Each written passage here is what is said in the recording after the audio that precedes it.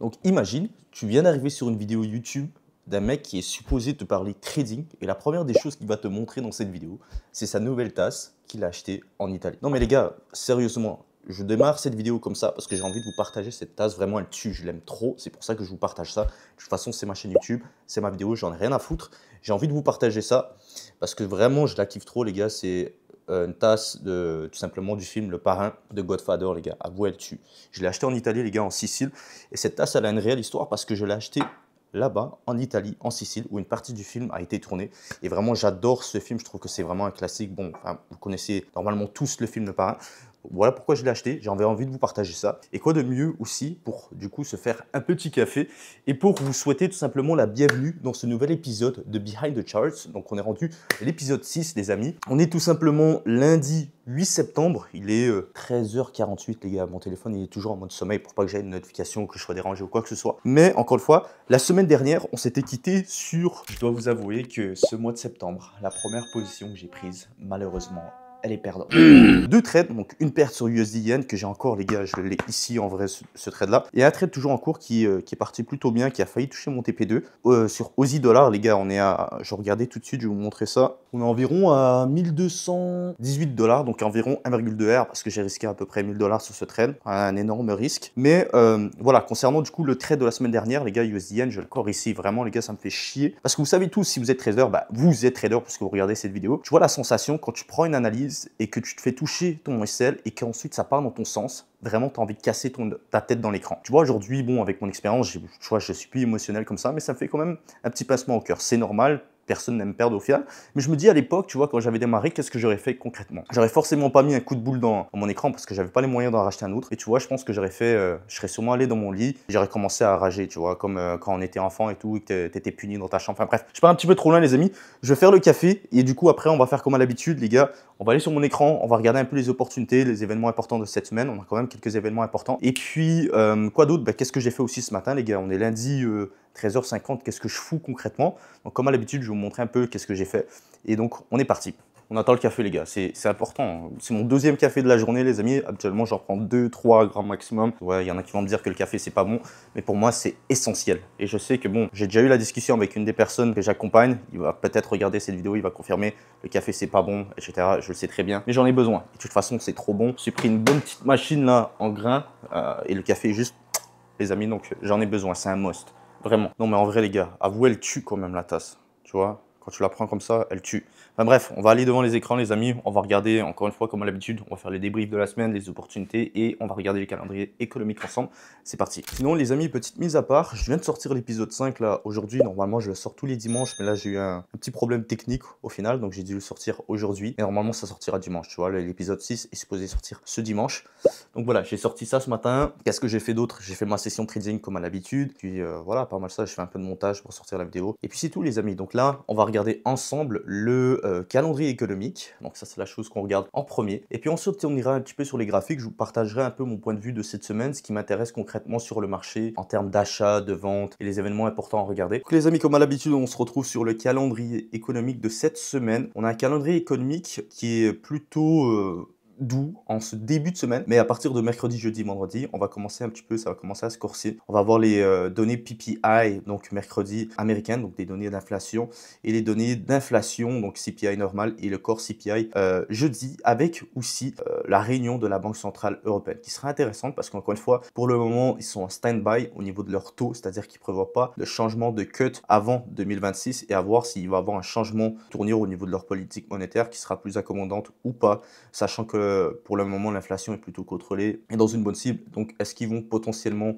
vouloir justement baisser leur taux, sachant aussi que la croissance est à la baisse aussi en ce moment au niveau des données européennes, vraiment au niveau des chiffres des PMI et tout ça, ils sont en contraction depuis plusieurs mois. Donc à voir tout simplement les amis, mais je ne pense pas. On verra et de toute façon je vous ferai un rapport une fois que ça sera sorti. Et puis vendredi, on aura tout simplement aussi les données anglaises. Je compare toujours aussi les amis avec le calendrier économique d'investing parce que des fois, comme je vous l'ai dit, sur Forex Factory, il n'y a pas tout. Donc je compare avec simplement investing.com pour regarder. Donc, là, vous voyez, comme je l'ai dit, on a les données, puis on aura aussi les données PIB vendredi, voilà, anglais. Puis ça sera pas mal tout les amis, donc un calendrier qui sera vraiment chargé mercredi, jeudi et un petit peu vendredi. Et à part de ça, pas grand chose. Qu'est-ce que j'ai noté aussi ce matin? Je voulais vous montrer tout simplement qui performe le mieux depuis l'ouverture du marché. Donc comme on peut voir, c'est les devises asiatiques qui performent bien avec le franc suisse par rapport aussi à ce qui se passe actuellement ce début de semaine au niveau du gouvernement français, etc. Franc suisse qui a l'air de plutôt bien performer, les devises asiatiques. Donc comme vous le savez, je suis en achat aussi sur le dollar australien, donc c'est plutôt positif par rapport au dollar américain. Et puis ensuite, tu as le yen, tu as le CAD, le GBP et l'euro qui est au milieu à plus 0 pour le moment durant cette journée. Qu'est-ce que j'ai noté ce matin aussi? Donc comme à l'habitude, les amis, ça ne change pas. C'est tout simplement des notes que je prends tous les jours pour être à jour de tout simplement de ce qui se passe d'un point de vue fondamental. J'ai écrit par rapport au dollar de façon saisonnière. Le dollar en septembre performe plutôt bien. Donc ça pourrait être un élément positif. Peut-être cette semaine, je rechercherai aussi des setups d'achat. C'est ce que je vais me focuser, je pense, par rapport aussi aux données d'inflation qui vont arriver ce jeudi, qui sont supposées être légèrement plus forts que prévu. Comme vous savez, la Fed regarde de très près les données d'inflation. Ça pourrait donner un léger soutien terme par rapport au dollar. Donc ça pourrait être intéressant cette semaine d'acheter du dollar. C'est pour ça que au niveau de Aussie dollar, juste ici, je vais avoir un trail stop qui est plus agressif au final. Déjà que là, on rejette les 0,66. Enfin bref, tout ça pour dire, données d'inflation de jeudi pourrait amener un soutien temporaire au dollar. Et j'ai écrit la date limite des impôts sur les sociétés aussi, c'est le 15 septembre, ce qui pourrait amener un autre biais qui pourrait amener un léger soutien côté dollar. Donc concernant ma position sur Aussie dollar, comme vous savez, elle a bien performé depuis les données NFP. On a eu le retracement juste ici et ensuite on a eu un nouveau point haut. Là on a un léger retracement. Pour le moment, vous voyez qu'on a rejeté aussi la zone des 0,66, donc zone de résistance. Mon trail stop est placé juste ici. Hop, je vous montre. Où on tout simplement, ça me sortira avec minimum 0,6 R. Le TPE, comme vous voyez ici, il a été frôlé, il a quasiment été touché. Donc j'attends vraiment qu'on break la zone des 0,66. Ça pourrait être intéressant. Mais si jamais ce n'est pas le cas et qu'on vient toucher mon trail stop, ça pourrait me dire que potentiellement un achat dollar, comme je dis, pourrait être intéressant à voir. Mais techniquement encore, on est très tôt en semaine. On vient de démarrer la nouvelle semaine, donc pas grand-chose. Euro CHF m'intéressait aussi en vente. Euro USD à voir. Je vais regarder tout ça encore une fois. Là, on a la politique monétaire jeudi, donc je vais quand même rester attentif par rapport à ça et j'ai pas envie de me précipiter. Et ensuite, tu as USD Yen, USD CHF, etc. Pas grand-chose pour le moment. Après, concernant le pound, par rapport à ce qui s'est passé la semaine dernière aussi au niveau des guilds. Pas forcément fan d'acheter du pound pour le moment aussi. Donc voilà, pour le moment, pas trop d'informations. J'ai pas trop d'informations récoltées, donc pas vraiment de biais à part potentiellement un achat court terme sur le dollar. Mais d'un point de vue analyse technique, il n'y a pas grand-chose qui se met en place. Donc je vous tiendrai au courant durant les prochains jours si j'ai plus d'informations aussi fondamentale et technique parce que pour le moment, à part ma position Aussie dollar, j'ai pas forcément de setup que je regarde vraiment de très près. Les amis, j'espère que vous avez la forme. Donc le marché vient de clôturer. Du coup, hier, on est samedi pour le moment. Il est 15h15 les amis. Et honnêtement, pourquoi est-ce que je vous ai pas mis plus de contenu durant la semaine? C'est parce que j'ai pas eu d'opportunité vraiment intéressante. C'est-à-dire que j'ai toujours ma position Aussie dollar en cours qui est très très bien partie. Au final, je regardais avec vous à combien de profit est-ce que je suis actuellement. Un peu plus de 2 R au final.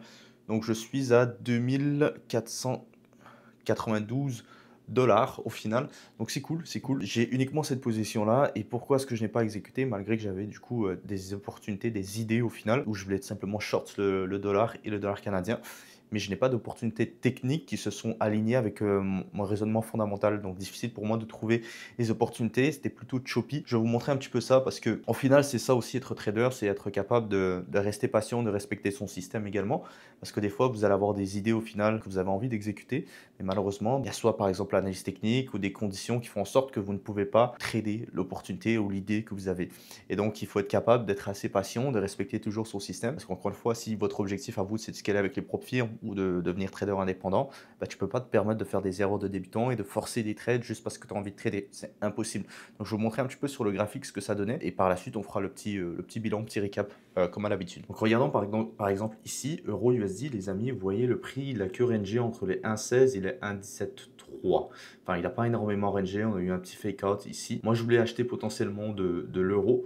Et quand tu regardes ces conditions de marché par rapport à ma façon de trader et ma stratégie, tu peux pas forcément trader. Tu peux pas vraiment capter des mouvements. C'est pour ça que j'avais une alerte ici. J'ai une alerte au-dessus des 1,17,5. Mais tu vois, le marché était plus choppy. Donc, pas vraiment d'opportunités réellement intéressantes que je pouvais exécuter sur USD. Pareil sur EuroCAD. On a eu le breakout justement des 1,61,5. Mais on n'est jamais revenu du coup retester ma zone d'intérêt juste ici pour les niveaux Fibonacci. Donc encore une fois, pas de possibilité. Si on regarde les autres opportunités que j'avais, pareil, GU, quand tu regardes GU, pas non plus. C'est compliqué d'exécuter un trade Pareil, j'aurais voulu que le prix revienne sur les 1,34 ou encore à la limite sur les 1,35.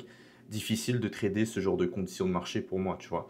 Par rapport à ma façon de trader, encore une fois. L'autre opportunité que je garde en watchlist, qui là commence à faire un peu plus de sens, c'est Pound NZD, où on a justement le breakout de cette trend de line là. On est sur des niveaux intéressants.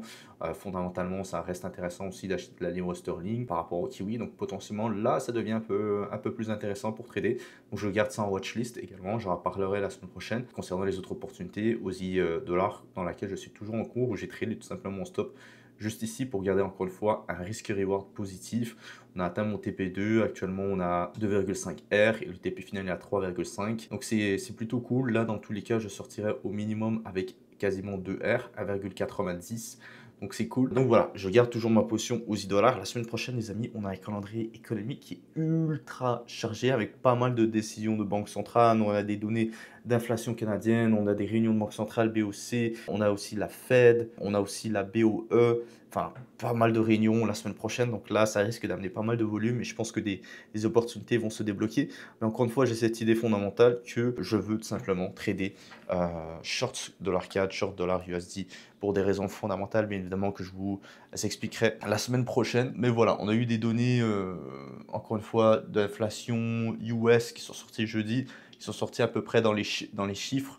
On a eu une légère augmentation de l'inflation d'un point de vue monthly, donc l'inflation de base.